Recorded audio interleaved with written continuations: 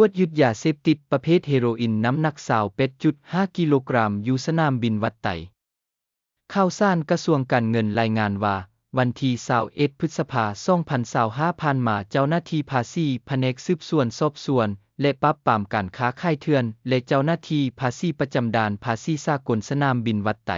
เจ้าหน้าที่ตำรวจกวดคนเข้าออกเมืองและภาคส่วนเอ็กซเรย์ของสนามบินวัดไตอาคารสากลได้พร้อมกันการกวดกากระเป๋าเดินทางของผู้โดยสารของสายสัญชาติแอฟริกา3หน่วยที่ต้องสงสัยพบเห็นยาเสพติดประเภทเฮโรอีน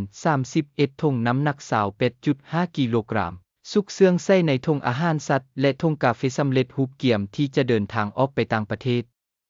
ดังนั้นจึงได้นำเอาของกลางและผู้ถูกฆ่าจำนวน1 คนสัญชาติแอฟริกามอบให้เจ้าหน้าที่ตำรวจกรม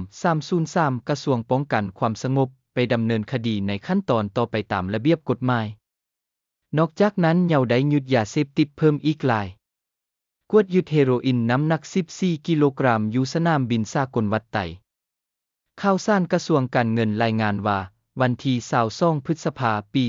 2025 ผ่านมานี้เจ้าหน้าที่ภาษีแผนกสืบสวนสอบสวนและปราบปรามการค้าขายเถื่อนและเจ้าหน้าที่ภาษีประจำด่านภาษีสากลสนามบินวัดไตเจ้าหน้าที่ตำรวจกวดคนเข้าออกเมืองและภาคส่วนเอ็กซเรย์ของสนามบินวัดไตอาคารสากลของสปป.ลาวได้กวดกากระเป๋าเดินทางของหญิงคนหนึ่งสัญชาติบุลกาลีที่ต้องสงสัยว่ามีสิ่งผิดกฎหมาย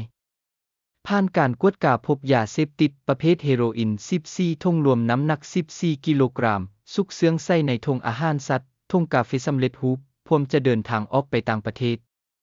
ดังนั้นจึงได้นำเอาของกลางและผู้ถูกฆ่าดังกล่าวมอบให้เจ้าหน้าที่ตำรวจกรม303กระทรวงป้องกันความสงบไปดำเนินการตามขั้นตอนระเบียบกฎหมายในขั้นต่อไปที่มากระทรวงการเงินขอบใจที่เข้ามารับชมช่วยกด Subscribe ได้เด้อขอบใจหลายๆ